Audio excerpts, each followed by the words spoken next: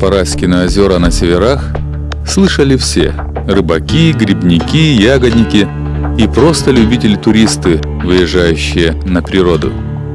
Но даже те, кто никогда не бывал в этих краях, хоть и однажды слышали об этих удивительно красивых озерах, богатых рыбой, прибрежных лесах, полных лесными дарами и, конечно же, о самой бабке Параське, знаменитой хранительнице озер.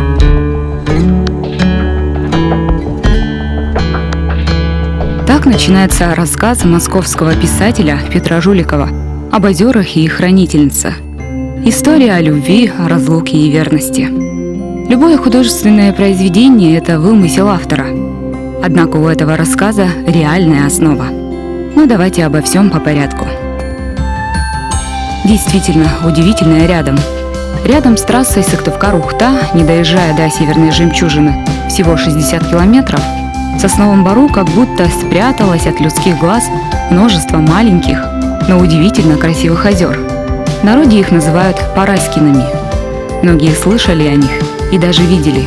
Но, наверное, немногие знают об уникальности этих озер и историю их названия.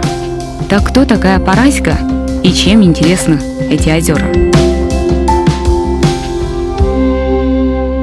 В декабре 1927 года на 15-м съезде ВКПБ был провозглашен курс на коллективизацию. Но многие вступать в колхозы не хотели. Так и оказались в глухой тайге нивширские крестьяне Федор и Егор Михайловы.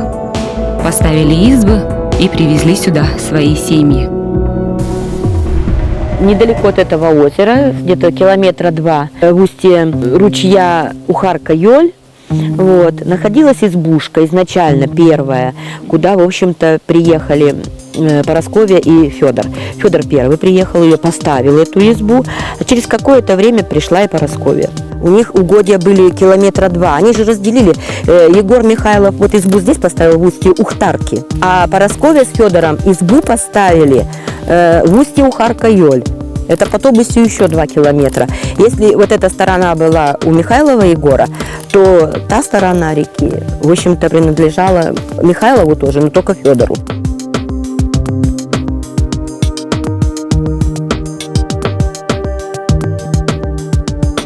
В системе Параськиных озер это озеро самое большое. Называется Егор-Ты. Озеро получило название по имени жителя здешнего Егора Михайлова. Озера были богаты рыбой, а леса пушным зверем, на которых и охотились Михайловы. Пушнину и дичь обменивали на необходимые продукты. Но отшельничество было недолгим. Очень скоро сюда привезли первых заключенных. В здешних лесах было несколько женских лагерей, отделений Ухт-Печлага. Сейчас об этой печальной странице истории напоминает большой железный крест, который поставили в 2000 году возле старого тракта, построенного заключенными. Раньше был лазарет, то есть распредузел Ухарка-Лага. Здесь была санчасть, здесь ослабленные, в общем-то, заключенные подлечивались. А затем здесь возникли административные здания, был поселок огромный, а вокруг находились так называемые командировки, то есть лесоучастки, где заготавливали лес. И также сеть возникших потом крупных поселок. Один из них Иджидьяк, другой Ухарка-Йоль. В прошлом тоже бывшие лагеря, женские лагеря. А потом, в общем-то, ликвидация этого лагеря произошла. Как и всех остальных лагерей, их сжигали и оставшиеся строения и посыпали хлоркой, дабы не было какой-то инфекции или что-то. Здесь очень долго ничего не росло, вот только сейчас стало возобновляться.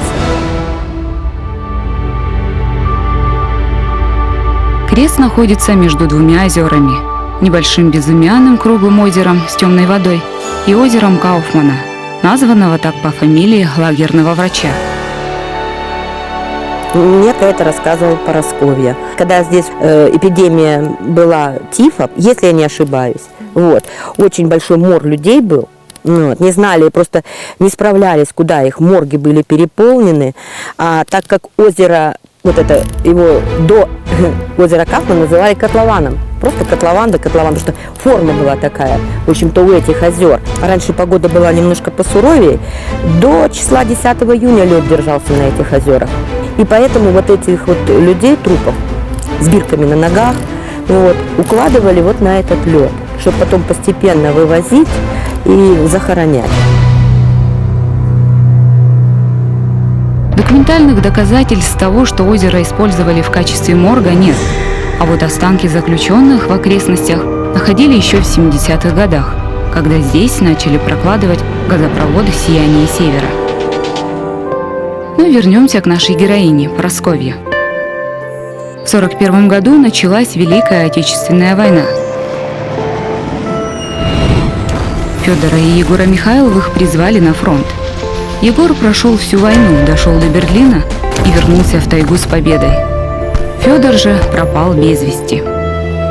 Она же так и осталась женой Федора, который не вернулся, понимаете? Вот, поэтому, ждать ты как-то, может, и ждала где-то в душе там. Это же пришла повестка, пропал без вести, правда? Вот, так что, может быть, и ждала. Легенд-то много, потом уже рассказывают, что там такая прямо любовь была. Очерки такие вот в газете были, в «Огоньке», в «Красном знамени», «Крестьянка», «Работница», тогда журналы такие были, там вот эти вот очерки. Ну, там описывалась такая любовь.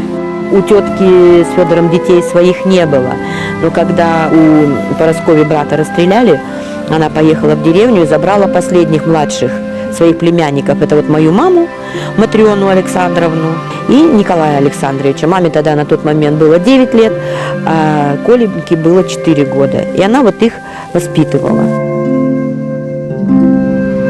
После смерти Сталина в марте 1953 года началась постепенная ликвидация ГУЛАГа. Опустели и здешние постройки. В один из заброшенных домов на берегу реки Тобысь переселилась Парасковья.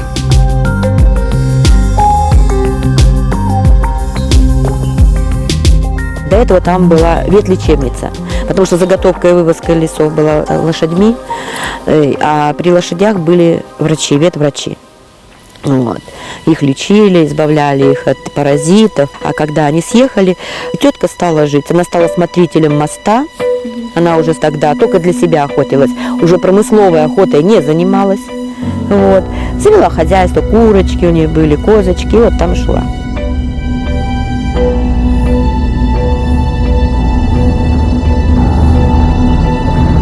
Газовики в «Сияние Севера», когда проводили, да, они приехали, тут уже как бы первое поселение было, вот этих вот, комсомольская стройка была, и тогда уже повеселее было. Это выходит, значит, до 70-х годов она здесь одна жила. Они устроили ее сторожем, вот.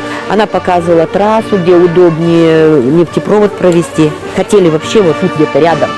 Ее этот нефтепровод отодвинули от озера на целый километр. Вот. Газопровод еще дальше, и так вот мы постепенно как бы эту нить «Сияние Севера» отодвинули. Она показала эту трассу, и они в честь этого, в общем-то, чтобы отблагодарить ее, ведь эти места теперь, она сберегла, они говорят, хозяйка Параськиного озера. Ну как, она Парасковья, значит, озеро, в честь ее назвали Параськино. И вот у них карта была, они на карте пометили, подписали, что и потом карты уже пошли, вот именно с отметкой Параськиного озера.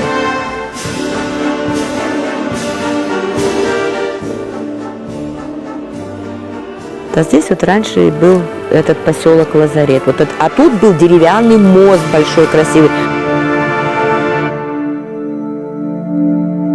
Хранительница озер прожила в этом доме на берегу реки до 1975 года. Затем родственники забрали ее в город. Здоровье было уже не то. Жизнь в тайге, непосильная работа на холоде сказывались. Парасковья стала часто болеть. А когда она уже жила в Ухте, редко кто к ней подойдет было, она выйдет, на скамеечке сядет, вот, природы там нет, это как было не иду. Она сидит в валенках с калошами, халат байковый и шапка-ушанка на голове. Она тогда последняя, она все время носила мужскую одежду, а в город переехала, в женское оделась. Такой наверх мужского всего оденет халат байковый и выйдет на улицу. что вот у нее такая нарядная одежда. Вот. А так она все время ходила, мужские рубахи мы ей дарили на день рождения, она сама просила. Вот. Ага, значит, привезем, и она, ой, Митча, Митча, Митча, Митча.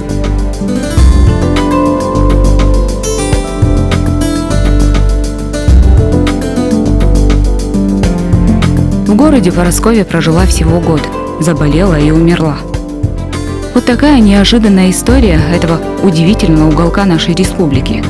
Впрочем, удивительна не только сама история названия озер. Эти места уникальны во многих отношениях. Но об этом мы расскажем в следующей передаче.